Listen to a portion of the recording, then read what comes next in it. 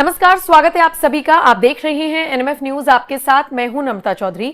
और आज बात करने जा रही हैं देश के प्रधानमंत्री नरेंद्र मोदी की, जो अपना 75वां जन्मदिन मनाने जा रही हैं इसी 17 सितंबर को। और ये जो 75 साल वाला क्राइटेरिया बीजेपी अक्सर चुनावों में भुनाती है, क्या यही नरेंद्र मोदी पर भारी पड़ेगा? हमने मोहन भागवत का बयान सुना, जिसमें उन्होंने नाम किसी का नहीं लिया, लेकिन कहा कि एक एज हो जाती है, उसके बाद फिर दूसरों को मौका मिलना चाहिए। फिर हमने नरेंद्र मोदी का बयान सुना, जिसमें वो भी आरएसएस प्रमुख की तारीफ करते हुए नजर आए।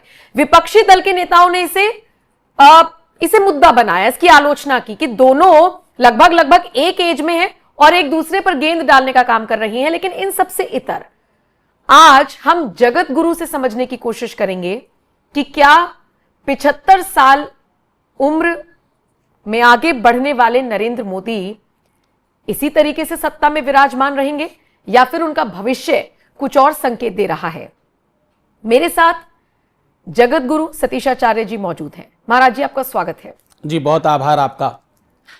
पहले तो मुझे यह बता दीजिए कि 17 सितंबर का दिन निश्चित तौर पर इसलिए खास होने वाला है साधु संतों के लिए भी, क्योंकि साधु संतों की नगरी वाराणसी से नरेंद्र मोदी सांसद हैं। तो क्या तैयारियां हैं आप लोगों की? नहीं, हमारे वो सांसद भी हैं और देश के वो मुखिया भी हैं। तो हमारे यहाँ हम लोग महामृत्युंजय यज्ञ कर रहे हैं। उसकी पूर्णाहुति हमने 17 तारीख को ही रखी है। हमारे आश्रम में 5000 वैदिक आचार्य एक जगह बैठकर इस यज्ञ को संपन्न कर रहे हैं और जिसकी पूर्णाहुति हम लोग 17 तारीख को कर रहे हैं। क्योंकि हमारे पास ये सबसे बड़ी ताकत और यही हमारे पास व्यवस्था है जिससे हम इस हर्ष को, इस उल्लास को, इस प्रसन्नता को प्रेषित कर सकते हैं। आपने तैयारियों की बात करी तो हम लोग तो चाहते कि समूचे भारत को दुल्हन की तरह सजाया जाए और देसी घी के दिए जलाए जाए। उसका बड़ा कारण यह है कि ये जो गौरव, ये जो प्रसन्नता, ये हमारे राष्ट्र का जो उत्थान और हमारे राष्ट्र का जो यश और मान सम्मान पूरे विश्व में फैल रहा है। जिस प्रकार से हम आर्थिक दृष्टि से भी, आर्थिक व्यवस्था में भी हम धीरे धीरे शनय शनय ऊपर की ओर चल रहे हैं। हमारा विकास हो रहा है और ये विकसित देशों में ऊपर आ रहा है।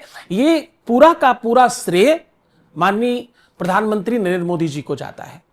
तो मुझे लगता है कि ये उनको क्या ही हम लोग समर्पित करें, हम उन्हें क्या गिफ्ट दें। तो हमारे पास ये यज्ञ है, हमारे पास सद्भावनाएं हैं, हमारे पास वो भगवान का आशीर्वाद है जो हम उन्हें देना चाहते हैं। और हमें लगता है कि इस आशीर्वाद से वो और आगे भी इस देश की सेवा करें।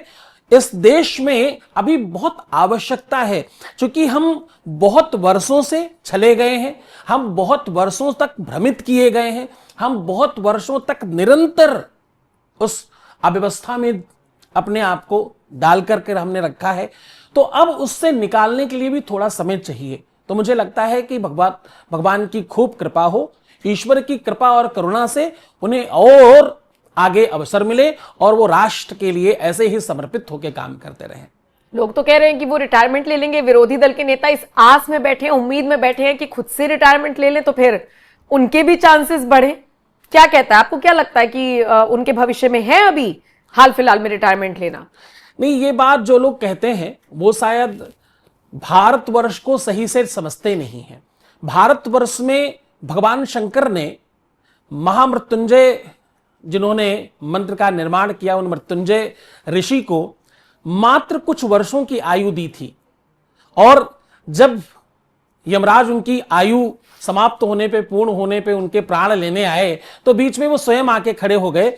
उन्होंने कहा, सुनो, मैंने इनको अपनी वाले साल दिए थे और अपने वाले दिन दिए थे। मेरा एक दिन तब पूरा होता है जब 100 ब्रह्मा समाप्त हो जाए, और एक ब्रह्मा तब समाप्त होता है जब 100 इंद्र समाप्त हो जाए, एक इंद्र तब समाप्त होता है जब 100 मनवंतर समाप्त हो जाए। तो कहने का आशय, किसी भी व्यक्ति का केवल शारीरिक आयु ही किसी क्राइटेरिया में नहीं होना चाहिए। वेद कहता है कि धन वृद्धा, दल वृद्धा और आयुर्वृद्धास तथैव च ते सर्वे ज्ञान वृद्धश्च किम कराशस्य किम कराहा। आयु से, धन से, बल से, केवल बड़ा होना नहीं होता। जो ज्ञान से, समर्पण से, त्याग से, सेवा से और अपनी शिक्षा, पाठ्यक्रम वाली ही नहीं, व्यवस्था वाली शिक्षा में जो संपन्न होता है, बड़ा होता है, उसी को बड़ा माना जाता है। मुझे लगता है आयु प्रधान नहीं है इसमें उनकी सेवा प्रकल्प महान है, वो उनके लिए प्राथमिकता होनी चाहिए। 75 वर्ष के लिए भले ही उन्होंने ही कोई नियम लगाया हो, लेकिन क्या आज आपके पास किसी भी व्यक्ति को आप उठाकर पूछो, किसी के पास कोई विकल्प है क्या?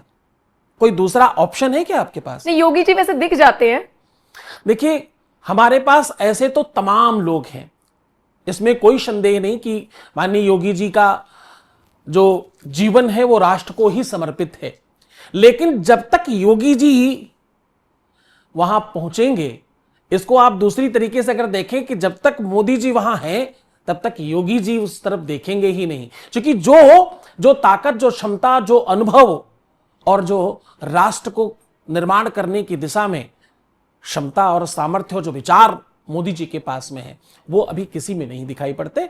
तो हम सब साधु समाज भी यही चाहते, और मुझे लगता है समूचा राष्ट्र ऐसा चाहता है कि अभी मोदी जी को बेबाक और निष्पक्ष, बिना किसी रोक टोक के राष्ट्र की सेवा में निरंतर लगे रहना चाहिए।